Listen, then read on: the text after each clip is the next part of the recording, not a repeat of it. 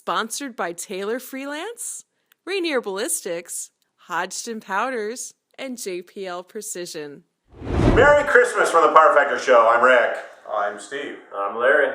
And we find ourselves here in the 5th anniversary of the Power Factor Show. Well, I should first point out that John and Doug... That's true. Merry Christmas to John and Doug, who couldn't be here tonight. Right. They're Still at with the home. program. Yeah. They're at home with their Just families, celebrating instead of here with us, celebrating. They do so well. Yeah. So, but anyway, so here we are. We find ourselves at the end of the 5th season of Power Factor Show, and we've traditionally done a kind of a year-end wrap-up. What are we going to do for next year?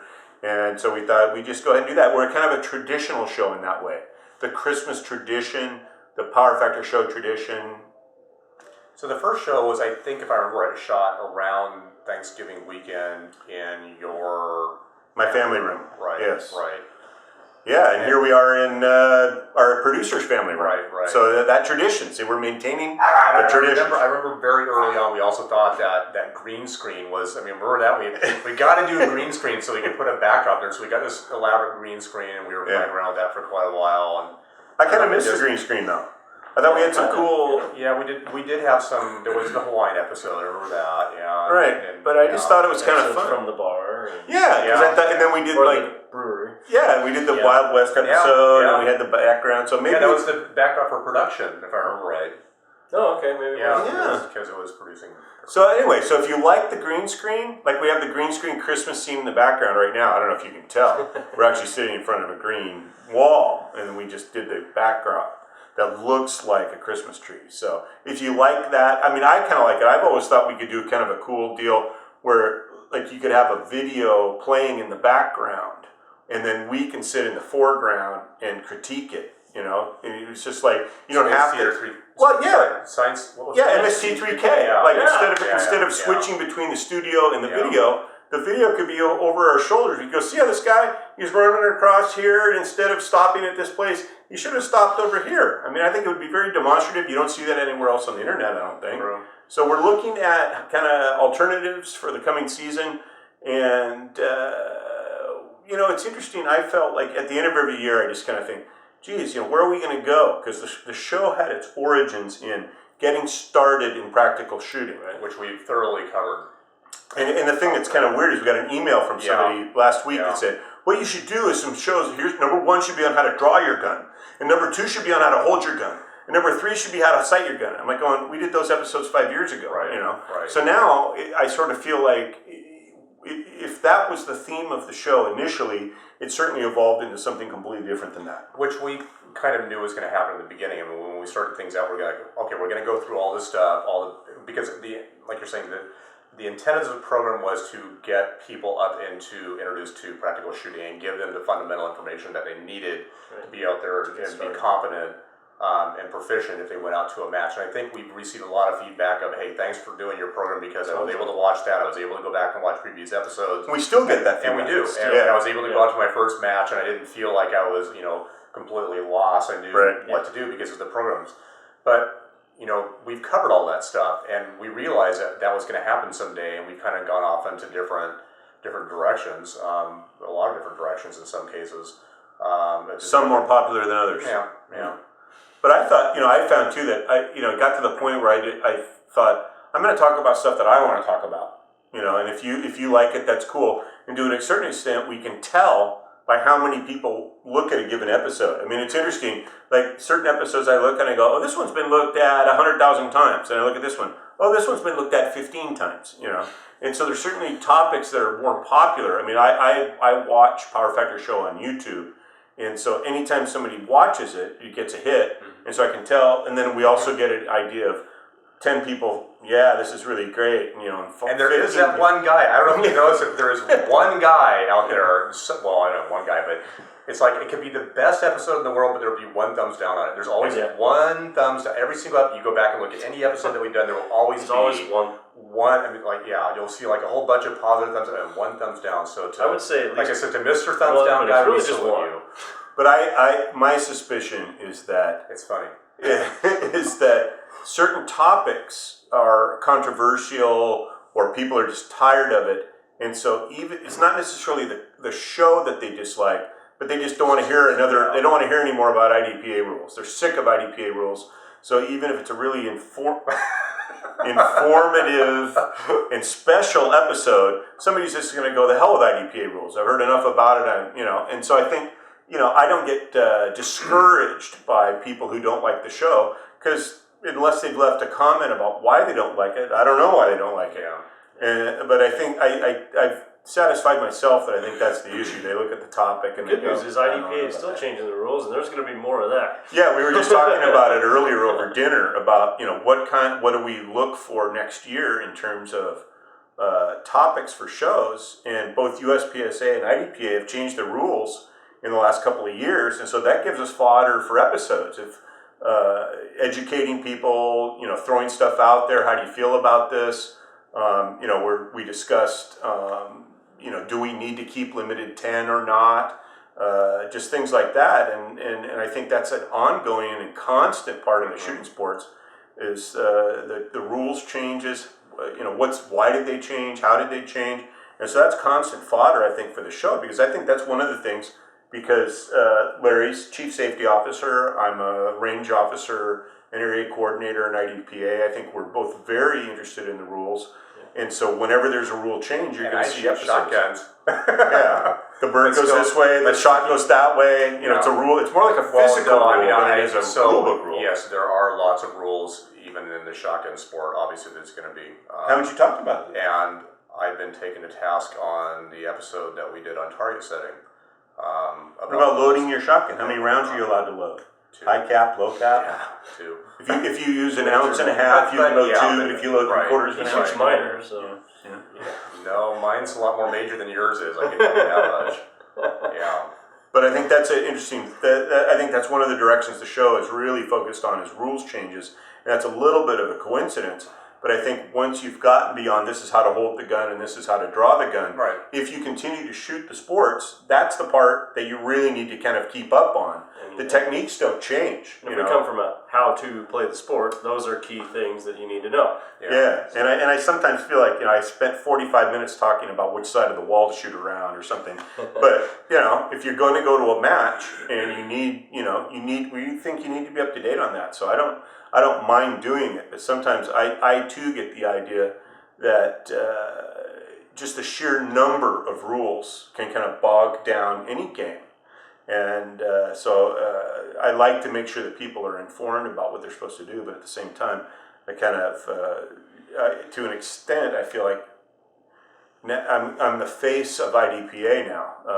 I used to feel like I was a little bit anonymous. I was a consumer of IDPA, but now I'm kind of, as an area coordinator, I'm accompanying. So that's actually almost, so you haven't officially announced that on camera yet. No, we did. Yeah. We did. I think it was last year. Yes. At the annual episode. Really the review. Yeah. Okay. But I mean, it's true that Must have been my second martini or something like that. Part of my job is to promote IDPA, support IDPA, be the face of IDPA. But at the same time, I'm a competitor and I'm a shooter, and I feel like I have the same issues, concerns, enthusiasms, disappointments about the sport that everybody else does. So even though I do, feel this responsibility, I feel, there's no harm in drawing attention to some part of the sport that if the general population doesn't like it, I think, it's our job to make the sport a better sport, to say, this is a weird rule. Why did we do that? The flat-footed reload only lasted in IDPA for about a year because the viewership didn't like it. And I tried to explain it on the show, but I don't think I explained it too enthusiastically. Something I thought I'd throw out here real quick, because I thought you were kind of going there, but you didn't. If you guys have ideas or something that, or some direction you would like to see us, things that we would like, or you would like to see us cover, let us know. Because obviously we're here to entertain you, we're not here to entertain ourselves. So if there's something that I don't know about you, I entertain if there's something that you would like to see covered, or some facet of the sport, or something, be it pistol shooting, shotgun, whatever, definitely let us know, because we're obviously open to new ideas and whatnot. Except I don't think anybody's going to put on a cowboy outfit pretty soon and go off and shoot sass. But No, Nah. don't know of too many SAS That time soon. shooters. yeah. Maybe we'll have a SAS shooter on the show as a guest. 'Cause, we started out with Doug was kind of a guest on the show talking about 3-gun. And I think we had Caleb on the show as a guest talking about revolvers. So maybe we'll have a SAS shooter who starts out as a guest and develops into somebody who kind of dominates the show. You never know. Yeah. So that's the other thing too. We get emails from people asking us questions about stuff that my background is USPSA pistol, IDPA pistol. I've shot some 3-gun over the years, but people ask me questions about something I know nothing about. And so my response, I'm kind of torn to say either, yeah, we'll see if we can do something about that in the future, or go, I don't know anybody that knows anything about that. Yeah. And I think that's part of the thing is about we've sort of expanded the show into 3-gun, and the scope of the show went from specifically IDPA, USPSA pistol, and how to get started, and we've expanded that. But there's still elements of the shooting sports that I for all the years that I've been shooting it, I still don't really know anything about it. Like when people, there was a question about load data. What's your favorite 9mm load? And I just kind of go, I load 9mm with whatever powder and bullets I can get. I mean, I think that's like the 2015 answer to just about any question. What's your favorite primer? Yeah. The one that's less than $1 each. That's my favorite primer. The one that they have at the store is my favorite primer. So we're really open to questions. So throw the questions And at I think us. that's the other thing that you need to. I mean, unfortunately, I think sometimes people think that our resources are endless, and that You might think. I mean, they come up with great ideas, but unfortunately, we don't have the resources to be able to do that type of an episode. Yeah. As an example, John and I did the episode on tearing down, doing a trigger group or whatever on a Beretta 680 series, and we get guys going, can you do the same thing on a Browning? Or can you do the same thing on a Perazzi? Can you guys film one on a Krieghoff? Well, unfortunately, none of us own Krieghoffs or Perazzis or whatever. And we don't have that good of a relationship with Krieghoff or Perazzi They won't for them send you to one? give us a $20,000 shotgun so we can tear it apart on camera. Right. So while it's a great idea, and we'd love to do that, and if you're Krieghoff or Perazzi and you'd like to send us, or Blaser, and send us a shotgun, that we'd be more than happy to do a review of it on the program. But unfortunately, we don't have the money to go out there and just buy one to go off and say, well, we're going to go off and do this and do a review on it, and then somebody's going to... Well, and I think that's one of the things, too, why we've kind of focused our reviews on... we're not a gun review show. Right. I mean, there's so many channels. We've done a couple of them. Yeah, but it's opportunistic. But it's stuff that we own. Yeah, if somebody gives me a gun, then I can review it. But I think, that's one of the directions I don't think we ever intended to go, where we became a product review show. And that's why I think we've hammered on in the past the fact that we'll promote things that has proven to us to be valuable. But, I'm not going to come on the show and say, this is this new product that's really awesome in exchange for being given one. Right. Which I think is a lot of product reviews. You can kind of sometimes question the veracity of the promoter of the item based on what is your experience with this. Is it the greatest gun in the world or the greatest widget in the world because it was given to you in exchange? And I think that's kind of the knock on the gun review, the whole idea of reviewing guns and shooting related products, is that no shooting related product ever gets a bad review because it might be an advertiser in whatever medium you're supporting. If you're a gun magazine, you want them to buy magazine advertising space. If you're a TV show or a blog, you want to sell advertising space. And we've just never really been motivated by that. Well, actually, I would say that we kind of made a point of that in very early on when we were doing programs of saying, these are the things that we endorse because we use them and we believe in them, and even if we're not, but getting sponsored by anybody, we're using it no matter what, and we're telling you about things that we use, the things we recommend, things we don't recommend based on personal experience. And I think that we've gotten a lot of feedback from people of, hey, I saw your episode on whatever, they're asking for specific information or using the same bullets that we're using because we've used them, we know they work great. And I think that's part of the difference there is I think that gives us a certain amount of credibility in terms of things that we recommend. We're fortunate enough to be have some support Yes, from a we couple are. of Yeah, companies. a lot of Bullets, great Powder. companies, by the way. Yeah. You guys at one point got support from Safariland, but that dried up pretty quick. But I recently bought a Safariland holster because you know what? I like it. It's good stuff. so- Well, and Hodgdon powders, they've been pretty much my favorite powder. And that's a case in point. They're my favorite powder before we were sponsored by Yeah. them. Well, of course. And it will be my favorite powder afterwards, sponsored by them. It will Yeah. always be my favorite powder. Yeah. And the same thing with Fireland holsters. You know, when I bought my holster, It was a it was a Fireland. Fireland. Yeah. I mean, you know, I don't say this is a great holster. Oh, and here's the one that they gave me, although that did happen once. Right. You know, I promote their stuff and I speak highly of it because it's the holster that I've used and I chose to use it. And it was fully satisfactory. And so I'll sit here and say it's great. And even if somebody gave me a competing product, I wouldn't necessarily talk that product up just because it was given to me. Right. Until or unless it met the expectations and level of Exactly. everything else that I was already using. So I think that's one of the things. If we talk about products on the show, it's already been proven to our satisfaction, and it's not a matter of we're promoting it because here you can have some in exchange for promoting it. Right. I was shooting Rainier ballistics through my 40 open gun a long time ago, and I'm happy to be able to receive some nowadays to help support the habit. So if you're a sponsor that wants to give us enough stuff in quantity that we can test it and then say it's really great, we'd be happy to have it. So if you happen to be We're gonna Ferrari need who wants us to test drive one of your Yeah, cars, Exactly. yeah. Exactly. I mean, not, exactly. well, yeah, we'll test drive Well, three while of we're, yeah, right, yeah. Yeah, three of them, but yeah. Yeah. So exactly. So that's why again we are receptive to that. I mean, we've been 458 contacted by Italia, some. Thank you. Right. Yeah. We're receptive to that. People ask us about certain products, and we're provided with some products. We've done some little testing of stuff, but yeah, if you want us to test a product, that's great. But I mean, I think normally when you hear us promoting something, it's because it's something that's already proven itself. But if we test your product, you're going to get an honest review too. So That's keep true. that in mind. Yep. Yeah. So what else? What do we So got here we planned? are, beginning of our 6th year. Not really sure any of us. In one sense, I'm not really sure any of us would thought have gone this long. But on the other hand, it really doesn't surprise me that it's gone this long. And I honestly don't right now see any end to it. I mean, it's like even though we always sit around and go, I'm kind of running out of stuff yeah, to talk we always about. come up with stuff to talk about. You know, when you guys first approached me about replacing Caleb when he was moving, I thought and that the was first thing I 3 or said 4 years ago, right? Yeah. 3 years ago. The Yeah, first thing I I said to think, you yeah. was, "Sounds great, but haven't you already covered everything?" Yeah.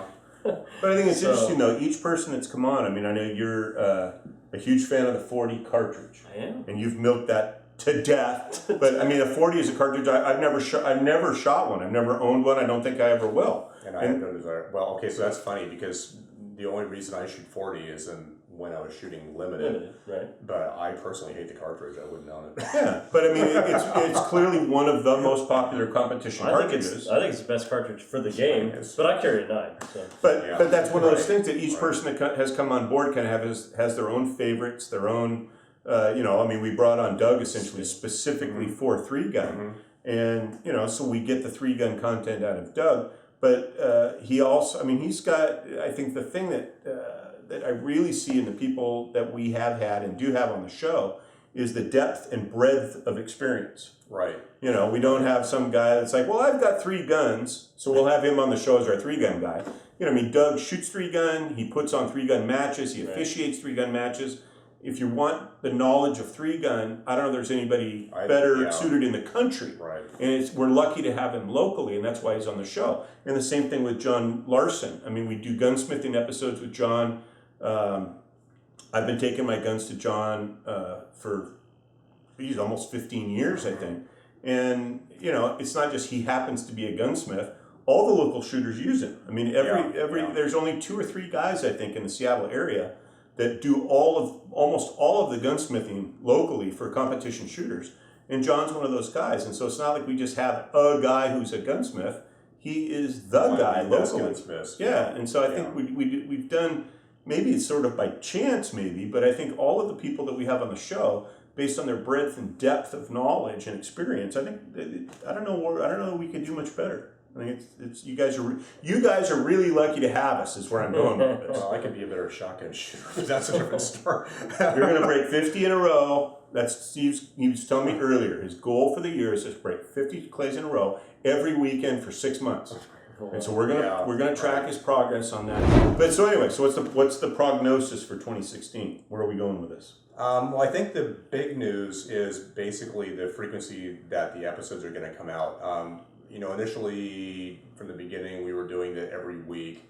And obviously, as the number of topics that we have available for discussion, if you look at it from this standpoint, now we're at episode 260 something or other, or close to it. Closely on 260. Yeah. Well, this will be 260. Right.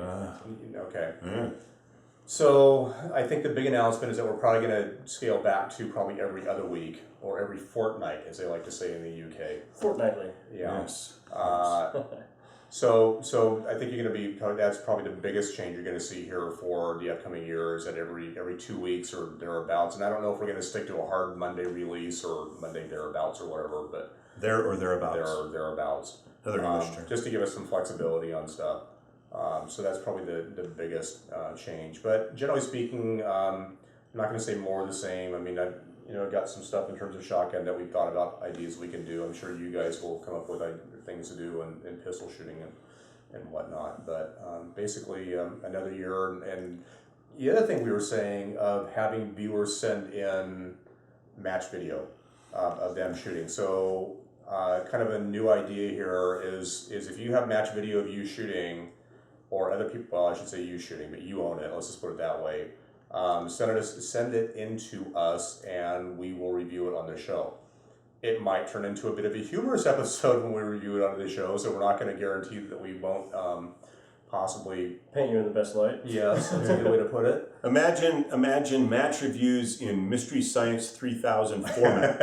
I think that paints a picture. What is he thinking? Yeah. We should totally do that. Yeah. So because I mean we were discussing earlier about how I commented that some people would no more go to a pistol match without a camera than they would without a gun, and it's really gotten to that extent now that some people see video and shooting as inseparable. And so we do some match video stuff on the show, just like we do some product review stuff on the show. But I think we're never going to turn into specifically product reviews or match reviews. Well, here I am at the range again. You saw me last Sunday. Now it's this Sunday. We're probably not going to do that. But just like we asked for stage designs in years past, send us some stage designs, and we'll review them for practicality and legality. If you're a new shooter, you've shot 2 matches. Here's my first match video. What do you think? Send it in. We'll make fun of you on TV. I mean, it's so just another idea for next year. Video critiquing. Based on what we see as competitors and safety officers, range officers, technique evaluation and whatnot. It'd be kind of fun. So something to look forward to. Send those in and keep the questions coming about rules. I mean, that seems. I think to an extent the last 50 episodes since we got new USPSA and IDPA rules, we've been doing a lot of stuff about rules.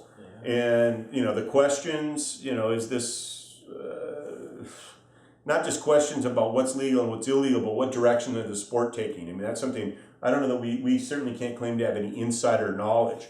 But if you have questions just about the sport in general, where's the sport going? I mean, we're going to have a new USPSA president elected soon. And hopefully we'll be able to get an interview with them.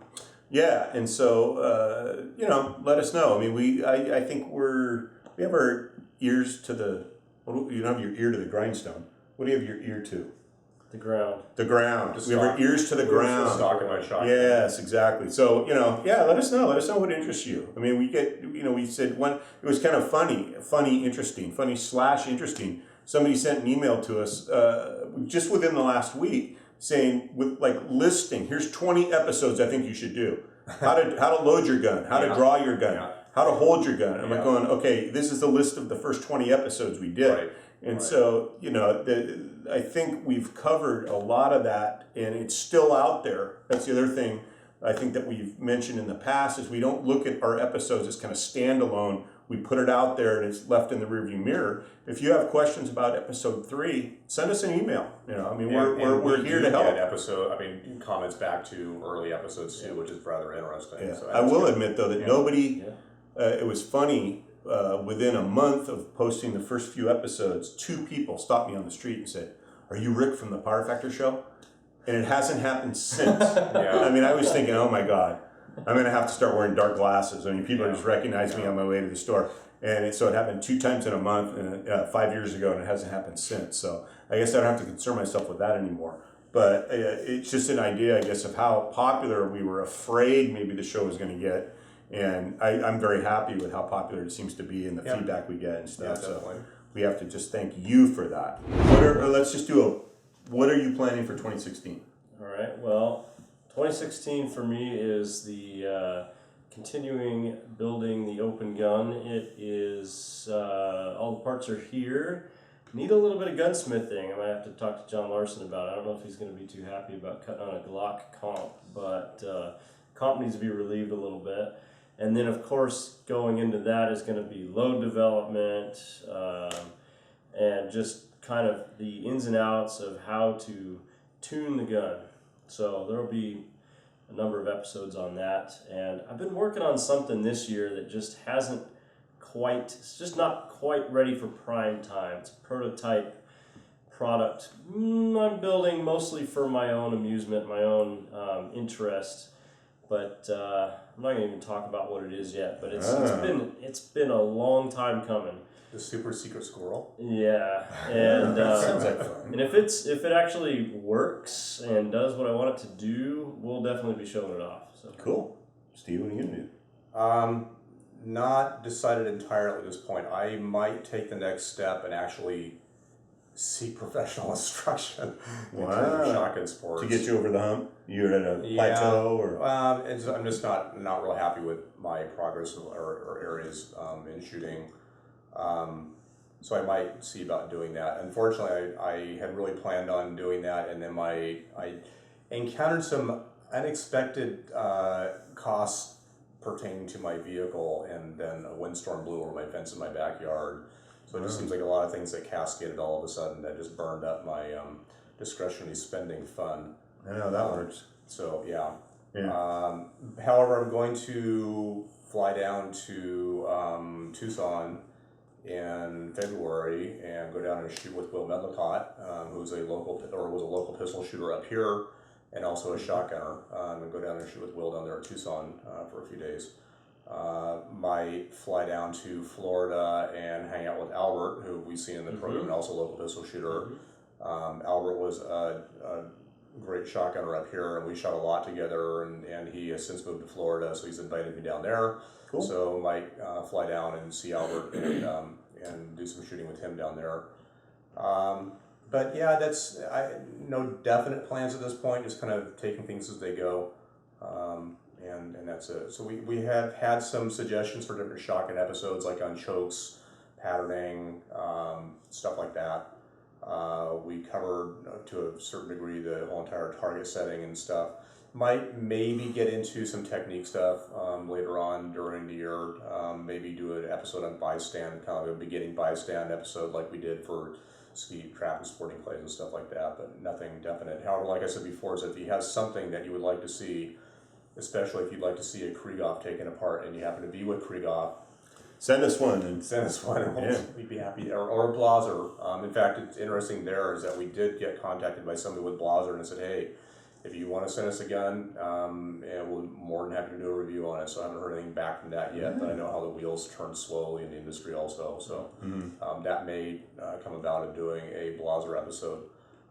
We also, kind of interesting, when we did the Sporting Clays target setting machine episode, we kind of haphazardly threw out there hey, if you happen to be with mech and you'd like to do us a comparison episode between the mech and the chromatic traps, we'd be more than happy to do that. Well, lo and behold, they watched it, they saw it, and they sent us one, and we're currently doing some testing on it here, and we'll be filming an episode on that here very shortly. But I can tell you this, that based on my initial observation of that mech trap. That thing is great. So I'm cool. really going to be excited to put the two machines together. But that mech machine is really a nice machine. So Cool.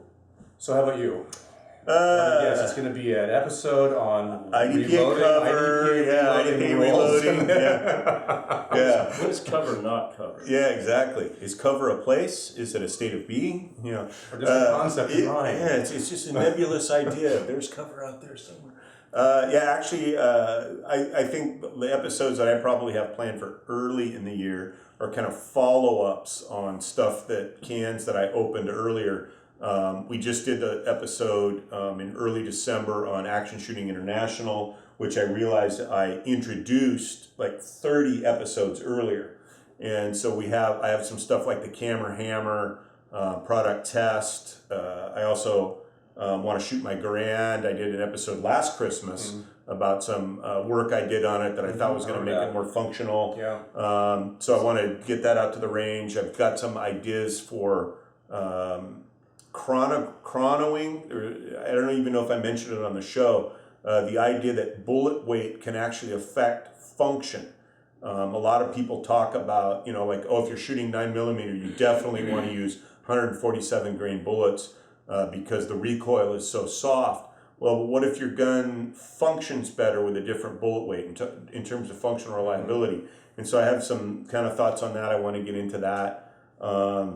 My poor Detonics Combat Master with the broken slide, I'd like to get that fixed, although I have no idea. If you have a Detonics Combat Master slide that you'd like to donate, I'd be happy to take it from you. But that's something that gun was. It was a focus of bug episodes. It was the focus of CCP episodes. So now that it's broken, I don't really know what I'm going to do. But so I think I have some kind of catching up to do with product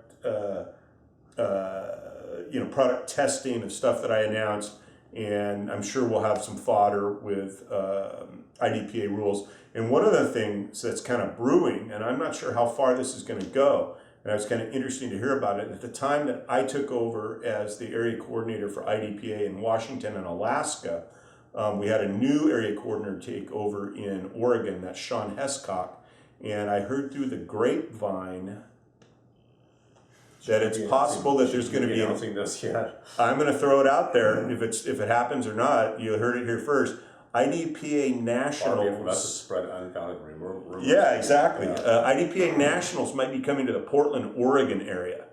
I'm not sure how far along it is. When I heard the word, I asked, "Is this a secret that I shouldn't let out?" And I was told, "No, it sounds like it's not a big deal. It hasn't been announced yet, but it's something that's in the works." About now. Until now. So that's something I'm really interested in. I mean, IDPA Nationals has always been kind of an Eastern U.S. East Coast kind of a thing, and that's where most of the clubs are, I think. So it's no coincidence. But it would be really cool to get the Nationals out here on the West Coast. And we'll see if anything comes of that. I'll be watching that very closely. Of course, we're going to have our Washington State IDPA Championship in August, and we always do some pre-match and post-match review and preview stuff on that. So we'll do that, and I expect there'll be more just discussion of the usual stuff, questions about stage design rules and what do you do in this instance, and a lot of that is driven by questions because, of course, we throw in the occasional viewers, readers right, I think we call it. So, but yeah, I think it's just kind of following up another on one of stuff. those episodes at some point. Maybe we should ask for that. Yeah. I mean, I did one. Now a month or two Blaze is ago. back. It's probably time to get Chris Hodgson back on. It's been more than a year. Yeah. That's So did they completely stop producing pistol ammo in Australia? Yes. And all Well, in the terms of ammo- the Clays line now, The Clays Montero line. Clays line is being manufactured by General Dynamics in Canada. Okay. And in fact, I got one of the very first shipments of it, which I was, again, very thankful to Chris for. Of Clays? Of Clays. Have you chronoed it to see is it? No, I is haven't it? yet. That'd be an interesting project to see how does I'm your not load. sure how. I mean, the true way to do that would be take the old existing Clays. I have some. You do. Yeah. I should give you some. We do a little comparison. And Yeah. let you do a direct comparison That would of be great. pistol or whatever. Okay, that'd be kind of fun. Yeah, I'll load up some That'd 45. be very reload up some interesting. shot And I'll shells. give you some powder, and you can load it up in 45 Sure. or whatever. Do a little chrono test. And chrono test it and see Yeah. how it compares to the original. That's a good idea. Wow. That could be 3 or 4 episodes right there. Yeah. And if one every 2 weeks, that could last till June. Okay, all right. So yeah, so Clays is back. International Straight Clays and Universal, to my knowledge, and I'm really happy that Chris gave me the opportunity to buy some. In fact, kind of an interesting story. I called up and Chris and said, because I had switched to 700X, and I said, "Hey Chris, I need some 700X because I'm all out." And his response is, "Well, we don't have any 700X right now. We'll be getting some in a few weeks, but we're getting Clays back." And I'm thinking, duh, you know. Right. Cool. So, And that's another interesting topic. I mean, I have been hitting the local stores looking for ammo, just trying to, because I see stories about, oh, yeah, here in, fill in the blank for what state it's in. We've got all the ammo we can use here, and 22 rimfires down to 9 cents a round, and, or 7 cents a round. I mean, I go to the local stores, if they have any 22 on the shelf, it's some oddball stuff like match ammo or standard velocity. Right. I mean, they had some Ely 22 match at Big 5. A 50 round box was $27. Crazy. And I'm like going, what happened to the old CCI mini mags, for 7 cents a piece? Yeah. And so it's interesting, the whole concept of the 22 as an inexpensive plinker, as far as I'm concerned, is completely out the window. My 40s are cheaper than I that. know. And so I bought a 22 rifle. We reviewed it in our Steel Challenge episode, my STG 44. Right. I have taken it to the range literally 3 times. I have about 400 rounds through a gun I've owned for a year and a half because it's too expensive to shoot a 22. And I don't want to shoot up what, I'm not being a hoarder. I don't want to shoot up the 1,000 rounds that I have, So that's another interesting topic I think we could probably revisit is ammo availability. I see, primers, which for years and years and years were a penny a piece. Now they seem to be like 4 cents a piece if you go to the local store and buy them, 1,000 at a time. So maybe that's another topic that we've touched on in the past. Maybe like ammo 2016 would be a good topic. Yeah, that would be, because we frequently, people will ask, well, we're all over the place in this episode. We initially thought this was going to be a fairly short episode, and it's not. But people will ask, well, how can you reload a box of shotgun shells for $3.80? And it's like, well, okay, this is how I do it. And I discussed that. I mentioned about going out and buying a year's worth of supplies all in one shot to keep the costs down. Right. But I'm still working on primers that I bought 4 years ago. Your favorite, Tula and Wolf primers that you could actually get. You could actually get them for like a penny and a half. You know what? I should probably talk to you guys because since I'm not shooting pistol, and it's funny, it's stupid, but I went out and just bought a pile of primers right before I stopped shooting pistol. So I've got like 20 or 30,000 small pistol or large pistol or whatever primers. But I've been working on primers and powder that I got years ago. Because I just haven't seen. I don't know. It just doesn't make any sense to go out and buy stuff when it's really expensive. I know, but if you don't have a choice, Yeah. you're stuck. So we'll revisit ammo in the not so early part of the 21st century. Sure. Yeah. So what else do we have? Is that it? Is it just a Merry Christmas from this point? I think it's Merry Christmas from this point. Happy Kwanzaa? Is that what it is? Is it Happy Kwanzaa? What else do we have? Don't do it. Okay. All right. Happy holidays to all the viewers of Power Factor Show. Yeah. Hope Thanks you for had a tuning good. in. Thanks for tuning in for the last 5 years. Thanks Yeah. for all the positive feedback, and I mean that does keep us going. I love you guys, man. Yeah. So Exactly. it's nice to hear that the program is appreciated. So we'll see you in 2016. Why don't you go ahead and do all the websites, Rick? That's the How about referral. website, powerfactorshow.com. Emails, powerfactorshow@gmail.com. Email us all your And questions. go ahead and do the comments. Facebook one, Rick. I don't know. Right. So here's a little data point. So Rick starts out as Mr. I don't know what Facebook is, blah, blah, blah. But I swear to God, of all the people that I have in my friends list, I see more stuff posted by you every day on Facebook than any of the other people I know. I've become a fan. So, I mean, what can I say? So what is the website, Rick? I had no idea. Logan set it up on my computer. I just click on the link and it opens up. And Okay, fine. something about a slash. There's a slash in it. Facebook.com/PowerFactorShow. Right. Yeah. So, all right. Thanks for tuning in. Right. We'll see you next time. Thanks.